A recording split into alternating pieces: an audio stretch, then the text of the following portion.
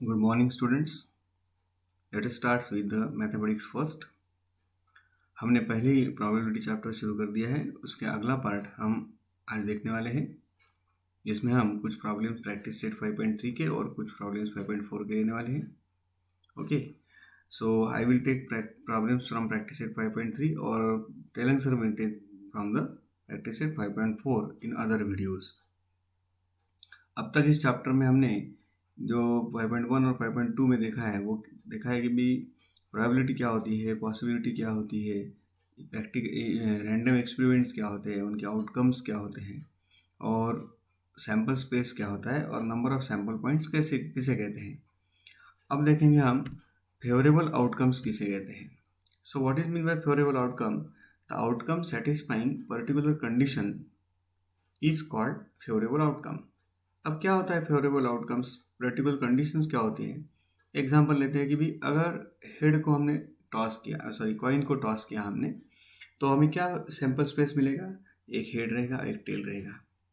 But अगर जैसे कि क्रिकेट मैच के शुरू होते समय हमने देखा था कि कैप्टन क्या चूज़ करता है, एक तो हेड या तो टेल। अगर उसने हेड चूज़ किया तो हेड क्या हो गया?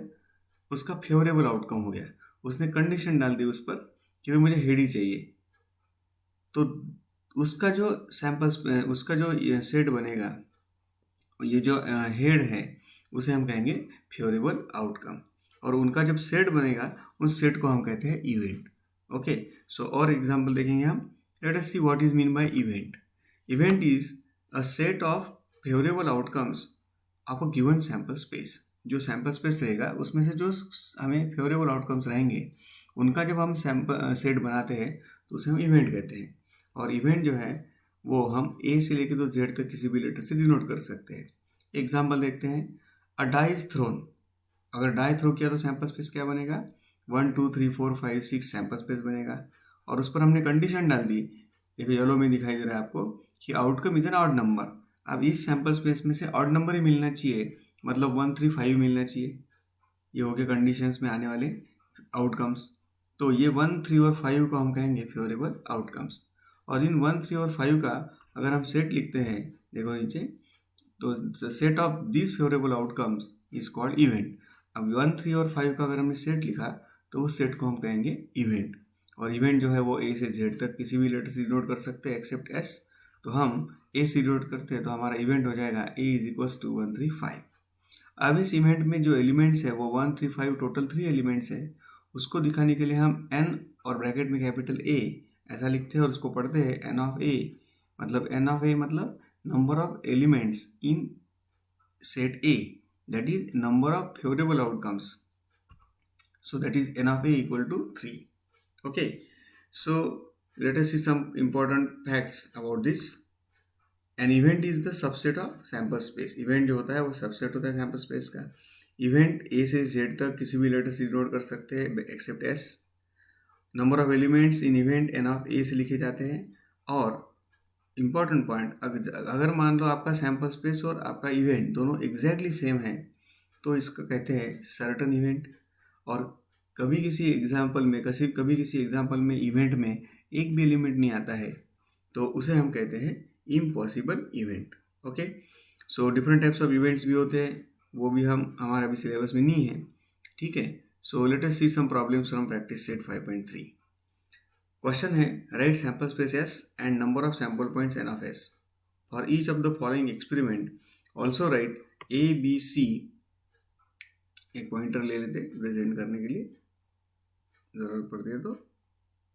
ओके, सो ए बी सी, अगर हमने एक पॉइंट हमें इवेंट्स दिए हैं, उनके N of A, N of B और एन ऑफ सी हमें निकालने हैं। सो फर्स्ट क्वेश्चन है, one one die is rolled. अब वन डाई इज रोल्ड, तो one die is rolled. So event A है number of even number on the upper face, B है odd number on the upper face, C है prime number on the upper face. Okay, let us see the first one. क्या कहा question में कि भी अ die is rolled, तो उसका sample space क्या बनेगा? तो सैम्पल स्पेस बनेगा एस इज इक्वल्स टू, क्योंकि डाई पर 6 अलग अलग स्पेस होते हैं, तो सैम्पल स्पेस बनेगा एस इज इक्वल्स टू 1 2 3 4 5 6। अब हमारा फर्स्ट इवेंट क्या था कि the number on the upper face is even. हाँ, उसके पहले इसमें कितने सैम्पल पॉइंट्स हैं? 6 है तो हम लिखेंगे इसे n of s is equal to 6. Okay, so n of s is equal to 6. हम ये सैम्पल पॉइंट लिख लिए, टोटल 6 सैम्पल पॉइंट्स है. Now A be the event such that the even number is on the upper face. अब इसमें even number कौन से हैं? 2, 4 और 6 इवन नंबर्स है. सो इसीलिए ये हमारा 2, 4, 6 जो इवन नंबर्स है ये वगैरह हमारे सैम्पल्स इवेंट हो गया. और इसमें 3 एलिमेंट्स है इसलिए n of a equal to 3 हो गया. ओके, नाउ द सेकंड था हमारा the number is the odd number. तो ऑड नंबर कौन से हैं? इसमें 1, 3 और 5 ऑड नंबर्स है. आप देख रहे हैं यहाँ 1, 3, 5 ऑड नंबर है और उसमें भी 3 एलिमेंट्स है इसलिए उसको भी हमने लिखा n of b is equal to 3. C event था हमारा the number is a prime number. अब इसमें प्राइम नंबर जो है वो 2 प्राइम नंबर है. आप देख रहे हैं 2 प्राइम नंबर है, 3 प्राइम नंबर है, ओके, और 4 प्राइम नंबर है. सो प्राइम नंबर के सेट में सी इज द प्राइम नंबर, तो उसमें सी में आएंगे हमारा 2, 3 और 5 और उसमें भी 3 एलिमेंट्स है इसलिए इसे भी हम n of c equal to 3 लिखेंगे. इस तरह से हमारा फर्स्ट क्वेश्चन हो गया. ठीक है, हाँ, सेकंड थर्ड आप ट्राई करो. Let's see the fourth problem. 2 digit numbers are form using digits 0, 1, 2, 3, 4, 5. देखो यहाँ 0, 1, 2, 3, 4, 5 डिजिट्स को यूज करके 2 डिजिट नंबर बनाना है. इंपॉर्टेंट पार्ट है, 2 डिजिट नंबर बनाना है. ओके, अब जीरो को अगर हम इस जीरो को हमने 10 प्लेस पे दिया तो कोई 2 डिजिट नंबर नहीं बनेगा. इसीलिए 1 से लेकर तो 5 तक जो डिजिट है उन्हें हमें 10 प्लेस पे देना पड़ेगा और बचे हुए 5 डिजिट 6 डिजिट जो है उन्हें हमें कहाँ लेना पड़ेगा? यूनिट प्लेस पे. बट अगर हमने 1 10 प्लेस पे लिया और 1 यूनिट प्लेस पे लिया तो 1 1 हो जाएगा. 11 तो 2 डिजिट नंबर है, बट हमारे क्वेश्चन में क्या कहा है आगे देखो, without repetition of digit, without repetition. So without repetition करना है मतलब 1 1 2 2 3 3 इस तरह से नंबर्स नहीं आएंगे. और दिए हुए हमारे इवेंट्स है, इवन नंबर रहा तो नंबर डिविजल बाय 3 रहा तो बी इवेंट और सी इवेंट दिया है number greater than 50. Let us see how we can simplify this. पहले हम सैम्पल स्पेस लिख लेंगे. सैम्पल स्पेस में 2 डिजिट नंबर हमें लिखना है, हमने देखा है. तो उसमें आएंगे नंबर्स, देखो 1 0 1 2 1 3 1 4 1 5, फिर 2 0 2 1 2 2 नहीं आएगा, 2 3 2 4 2 5, 3 0 2 3 1 3 2 3 3 नहीं आएगा, 3 4 3 5 4 0 4 1 4 2 4 3 4 5 5 0 5 1 5 2 5 3 और 5 4. यहाँ जैसे कि आप शुरू कर सकते हैं इस 1 से, तो 1 से आपने पहले 10 ले लिया, फिर 1 से आपने 2 ले लिया 1 2, फिर बाद में आपने ले लिया 1 3, फिर बाद में आपने लिया 1 4, फिर बाद में आपने लिया 1 1 5. इस तरह से जो हमें डिजिट्स मिलेंगे उसी तरह से जैसे 1 से शुरू किया तो बाद में आप 2 से शुरू करो, 2 0, फिर बाद में 2 1, फिर इस तरह से 2 3 2 4 का करके आपका कोई भी डिजिट बचेगा नहीं, मतलब सभी नंबर्स आपके उसमें मिलेंगे. तो हम इसके टोटल काउंट करते हैं, तो ये टोटल काउंट करते हैं तो ये आएंगे 25. So n of s is equals to 25. अब देखते हैं पहला इवेंट क्या था हमारा. सो इवेंट था कि the number is on even number. Okay, so number is even number. इसमें से इवन नंबर्स कौन से सैम्पल स्पेस में देखते हैं. ये हमारा 10 इवन नंबर है, फिर 12 इवन नंबर है, 14 13 नहीं है, 14 इवन नंबर है, 15 नहीं है, 20 इवन नंबर है, 21 नहीं है, 23 नहीं है, 24 इवन नंबर है, 30 इवन नंबर, 32 इवन नंबर है, 34 इवन नंबर, 40 देख रहे हैं आप.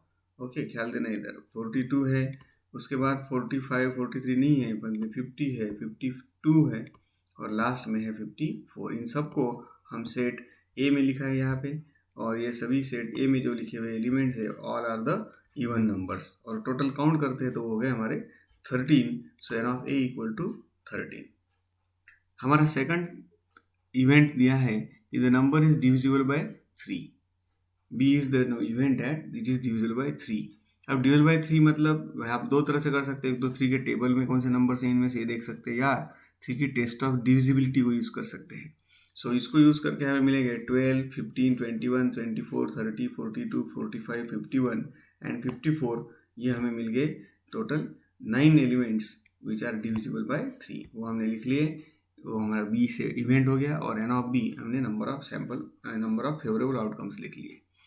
थर्ड था हमारा C is the event such that the number form is greater than 50। अब अगर आप यहाँ देखेंगे तो 50 के आगे ये नंबर्स ग्रेटर है, तो इनका सेट बनेगा 51, 52, 53, 54, रन ऑफ सी हमें मिलेंगे 4। सो इस तरह से हमने ये सेट भी कंप्लीट कर लिया है। सो क्वेश्चन नंबर 4 हमारा हो गया। इस तरह से हमें बाकी के क्वेश्चंस करने हैं।